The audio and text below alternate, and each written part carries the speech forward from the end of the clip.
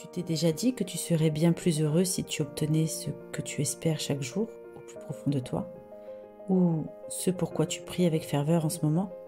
Ça peut être cette situation qui t'oppresse, cette maladie, ce célibat pesant, la stérilité qui te fait pleurer, ce travail qui changerait ta vie, ce crédit qui doit être accepté pour accéder à ta maison tant attendue, ce contrat qui va t'assurer le succès et te rendre prospère. Une chose est certaine, Dieu peut te le donner et va te le donner si c'est bien dans son plan pour toi. Mais j'ai une question à te poser. Et après?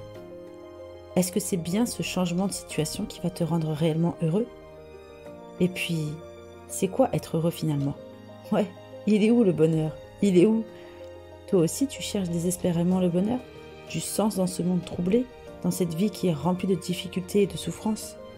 Si seulement il existait un mode d'emploi pour être heureux, ça serait bien plus simple, non?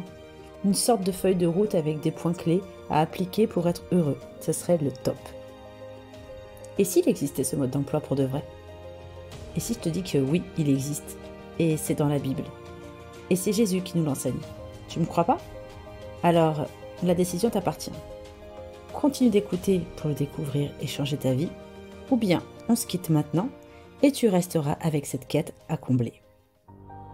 Bienvenue sur Jesus Talk, podcast chrétien, dans la série La Bible racontée, qui te plonge dans la découverte et la compréhension de la Bible pour mieux la vivre au quotidien. Abonne-toi pour ne manquer aucun épisode. Ce mode d'emploi se trouve dans Matthieu 5, lors du sermon de la montagne. Ce sont les béatitudes. Et déjà, tout est dans le mot lui-même, parce que béatitude vient du latin qui signifie heureux ou bienheureux. Le mot béatitude fait référence à un état de bonheur profond et durable, qui sont associés à des valeurs spirituelles et morales. Bon c'est bien ce qu'on recherche, non? Un bonheur profond et surtout durable. Jésus n'a pas décidé d'enseigner ce mode d'emploi à ses disciples et à la foule qui le suivait, ou à tous ceux qui étaient prêts à l'écouter d'ailleurs, pour faire un show, ou continuer dans sa foulée de miracles et de guérisons. Oui, parce que juste avant de monter sur la montagne pour les enseigner, il venait de produire des miracles sur la foule avec des délivrances, des guérisons. Il répondait instantanément à leurs besoins, leur désir le plus profond d'être libérés de cette situation difficile et pesante. Ça nous rappelle vaguement quelque chose, non? Mais il l'a fait parce qu'au-delà de les délivrer, il voyait la détresse et le besoin spirituel de chaque personne. C'est le Sauveur qui parlait et comblait leurs âmes. Et c'est forcément notre cas aussi. Nous ne sommes pas différents. C'est notre âme qui a besoin d'être heureuse. Ce mode d'emploi est en 9 points clés. Ce sont les 9 béatitudes qui nous enseignent que le bonheur véritable vient de la relation avec Dieu et de vivre selon ses principes. On va voir ensemble ces 9 béatitudes. Alors, c'est le moment pour toi de prendre un stylo pour prendre des notes ou bien mettre ce podcast en favori pour le réécouter et retrouver ce mode d'emploi pour être heureux. Jésus commence d'ailleurs chacune de ces points clés par le mot « heureux ».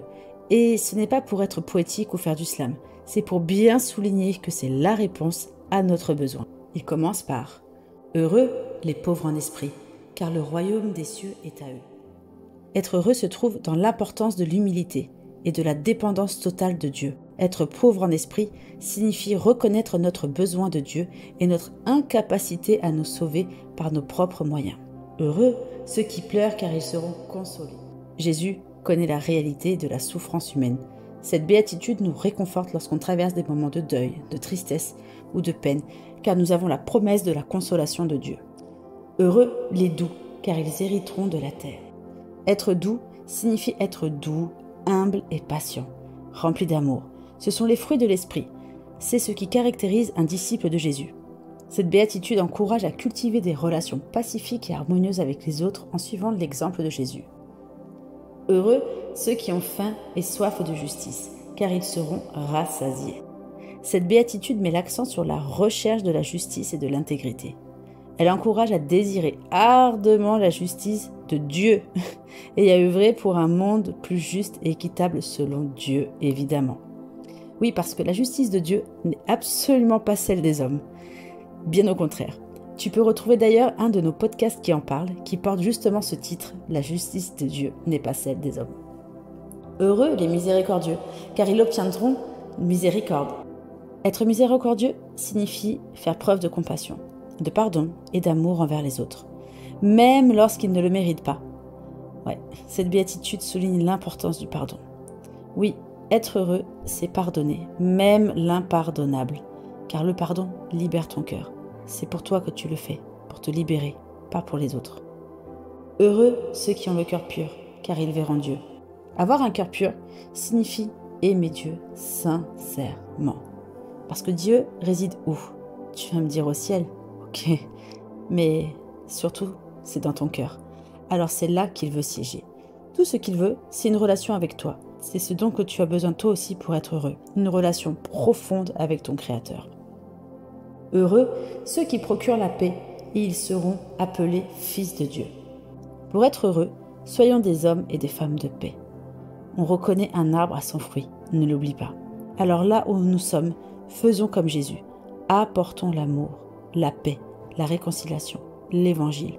Marquons la différence, car l'amour est une puissance. Si on refuse tout ce que tu apportes, ne fais pas de vagues, pars tout simplement. Comme le dit la Bible dans Matthieu 10, verset 14. Et si quelqu'un ne vous reçoit pas et n'écoute pas vos paroles, en sortant de cette maison ou de cette ville, secouez la poussière de vos pieds. En fait, cette instruction de Jésus, c'est symbolique. Ça indique que les disciples doivent se dégager de toute responsabilité pour le rejet de leur message. Secouer la poussière de ses pieds était un geste symbolique pour signifier qu'ils se séparaient spirituellement de ceux qui refusaient d'accepter l'évangile. C'était aussi un moyen de montrer qu'ils avaient tout fait dans leur pouvoir pour partager la bonne nouvelle, mais que la décision finale revenait à ceux qui les écoutaient. Heureux ceux qui sont persécutés pour la justice, car le royaume des cieux est à eux. Jésus prévenait que les disciples seront confrontés à l'opposition et à la persécution pour leur fidélité à la justice et à la vérité. Et nous aussi, nous sommes confrontés au rejet de notre foi, par les moqueries. Notre bonheur se trouve dans la promesse de la récompense céleste lorsque nous serons au royaume des cieux. Heureux êtes-vous lorsqu'on vous insulte, qu'on vous persécute et qu'on dit faussement contre vous toutes sortes de mal, à cause de moi. Cette béatitude souligne la bénédiction d'être persécuté à cause de la foi en Jésus. Elle rappelle que le bonheur n'est pas forcément dans l'instant T, mais aussi dans l'épreuve, car lorsqu'on est disciple de Jésus, on peut s'attendre à rencontrer des difficultés et des oppositions, mais la récompense dans le royaume de Dieu est grande, ça vaut vraiment le coup. On l'a compris, le véritable bonheur est en Jésus. C'est vrai qu'il te bénit, qu'il guérit, qu'il donne la paix, mais il en dépendra de toi seulement de vivre pleinement ce bonheur en donnant ta vie à Jésus. Jésus fait des miracles, c'est vrai. Mais après, qu'en fais-tu? Un pompier ou un marabout? Le cherches-tu uniquement lorsque tu as besoin de quelque chose? Ou choisis-tu que ton âme soit heureuse en le suivant? On espère que ce podcast t'a aidé à mieux comprendre cette histoire de la Bible. Dis-le nous en commentaire, ça fait toujours plaisir. Et si tu veux faire grandir ta relation avec Jésus, n'oublie pas de t'abonner pour ne rater aucun de nos épisodes inspirants. Retrouve-nous également sur Instagram pour des astuces, des conseils pour ta vie de prière, pour méditer la Bible et des encouragements pour booster ta foi. On se retrouve la semaine prochaine pour une nouvelle exhortation. Passe une belle semaine avec le Saint-Esprit.